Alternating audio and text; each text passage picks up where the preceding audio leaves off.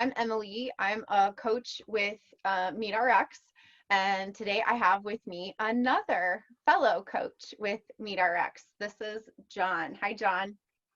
Hi, Emily. So I hear that you have quite an interesting carnivore success story. So tell me a little bit about what it was like for you before you started carnivore. Okay, well, I guess I'll go back to the beginning, and that's pretty far back.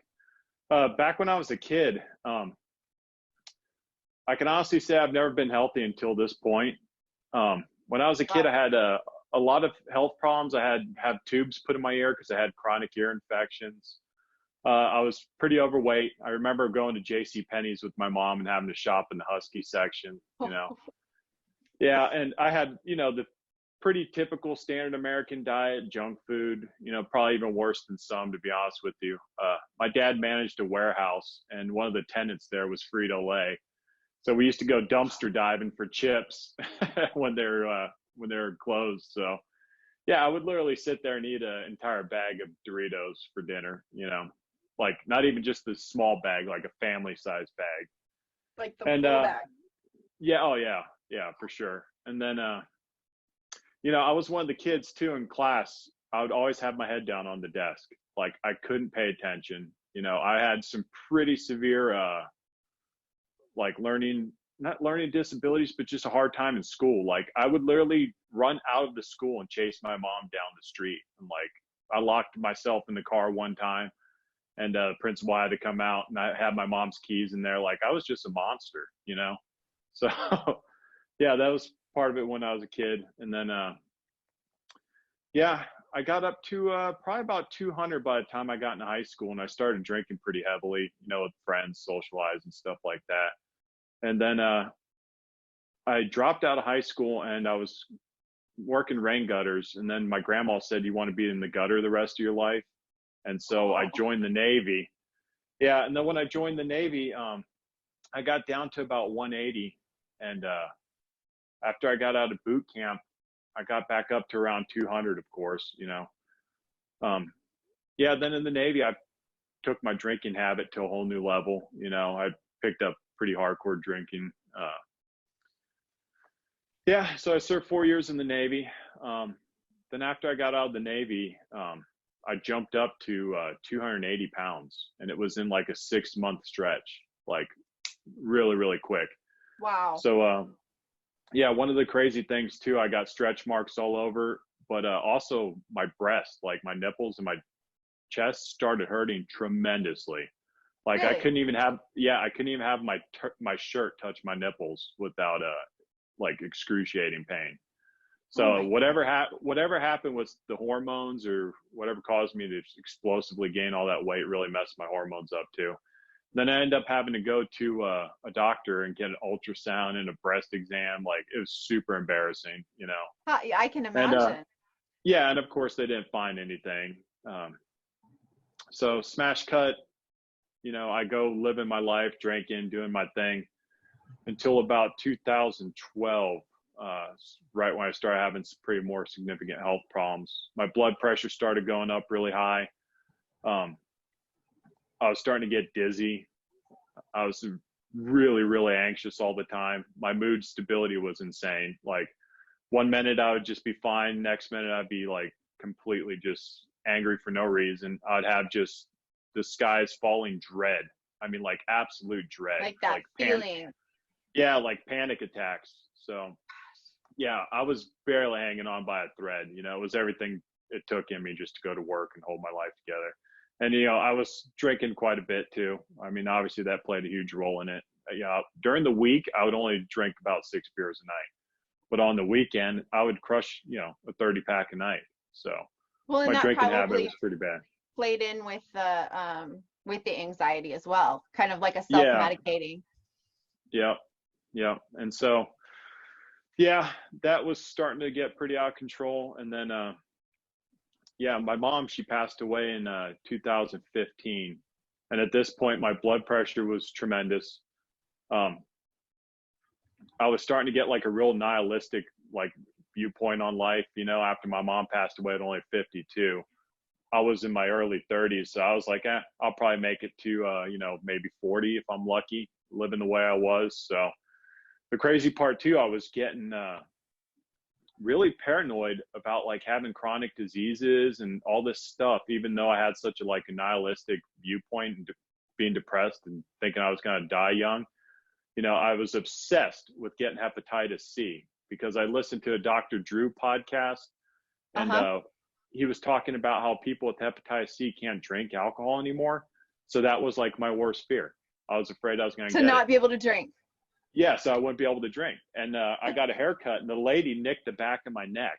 And for whatever reason, I don't even know if you can get hepatitis like that, but I literally went to my doctor, had to leave work because I had an anxiety attack, and demanded that I actually got like a blood test done. So, I mean, that's how crazy my alcoholism and anxiety was getting. So, yeah, and then one of the other crazy things too, my blood pressure was so high that when I'd have intercourse with my wife, like after I'd climax, my head felt like it was going to explode. Like I just got the most insane migraine too, like Good right grief. as that happened. Yeah. So, in your early 30s, that's not a good way of your life, especially in No, and I'm your assuming prime. that would have to do with blood pressure as well. Yeah, and of course the doctors had no idea, but I was on three blood pressure medications, and they tried to give me a prescription for anxiety. I refused to take it though, because I didn't want to become like Xanax freaking drug dependent on top of with the booze. I knew that would just destroy my Not be a life. good So combination. Yeah. yeah, I knew better than to do that. But yeah, and of course I was on a statin. My HDL was like 20. Uh, my vitamin D was like 17 when they tested it. So yeah, full blown metabolic syndrome at the time. So Wow. yeah, So, what changes did you make whenever you did start carnivore? What changes did you make in the way that you ate? well, I'll go back just a little bit before that because I actually in 2016 I started keto at first, and Yeah. that honestly that helped me a lot because after about a year of that, I mean, I just completely lost the desire to drink. Like cutting out sugar helped me tremendously. But Wow. what I did notice when I was fat and sick, I could literally eat a freaking shoe. Like, I mean, I had the perfect digestion. That was one thing I did not have. But with keto, I I started having digestive issues, because I started watching the Dr. Berg stuff, and I was making these huge salads, Yeah. mixing bowl like that, and yeah, it wrecked my guts. So I started having issues with the fiber, and I started leaning more towards the animal foods. But then I just cut the salads out completely after hearing Sean Baker and all them on Rogan and hearing Amber O'Hearn. So yeah, my digestion's just absolutely perfect now. But that and the carnivore diet has made me a lot leaner. Like even though I still weigh like 195, I lost all my weight on keto. Uh, I'm just definitely leaner. I have more of like a V shape to my Cut. torso. Yeah, yeah, yeah, yeah. So what I've do you lost. eat now? For what I eat now, typically what I do is I like to take a steak to work. I'll cook it the night before in like a frying pan. I'll just bring a paper plate. So I'll typically eat, a pretty decent sized steak. Then maybe I'll toss a can of sardines in there if I have time. So that's what I have for my first meal of the day. Then when I come home from work, I'll typically have another steak or two, or like a steak and a couple of like Teton grass-fed hot dogs, or Oh maybe yeah. yeah, so I do eggs too, so maybe I'll toss in like 7 or 8 eggs in a steak. But typically steak, burger, stuff like that. That's basically pretty much all I eat now. That's great. Yeah. That's great. And then so now that you've been, how long have you been eating carnivore? I've been carnivore for about 17 months. Just Wow. yeah. And so how have those things that you mentioned before, how have they changed? Yeah, like I said, the only thing uh that was left over, remnant actually from the the keto diet was the bad digestion. Everything else resolved. The blood pressure resolved. The obesity resolved, the anxiety, the alcoholism, all that resolved with keto. But then keto, I picked up the digestive issues. And yeah, I just, when I eat meat, I mean, it feels like I've eaten nothing other than I just don't want to eat anymore, So I feel like completely fine. No bloating, no gas, no diarrhea, none of that. Well, and that's really interesting because yes, keto was helpful in so many ways, but it wasn't sustainable in Right, that you couldn't have sat there with your guts being wrecked, right. for the rest of your life. And so Yeah, now you've found this perfect combination with still getting those needs met as far as the symptoms resolved, but you're able to, have a happy gut, you know, yeah. happy digestion. Yeah, and the keto diet I did too. It was never a junk food keto or anything like that. I recognized right away that eating keto cupcakes, stuff like that, made no sense. So I was eating plants and animals. That's basically all I was eating. But something about the fiber just did not agree with my body. And one thing though that I could tell you that did not resolve that I forgot to mention is 2007 when I was going to school. I had this really bad itchy skin problem just flare up all of a sudden. Like I couldn't even stand still. I had to like if I could reach down to scratch my legs, I had to like rub them together like a cricket. It was that bad. Oh my So goodness. yeah, it was insane. If I just even barely took my fingernails across my skin, it would welt up.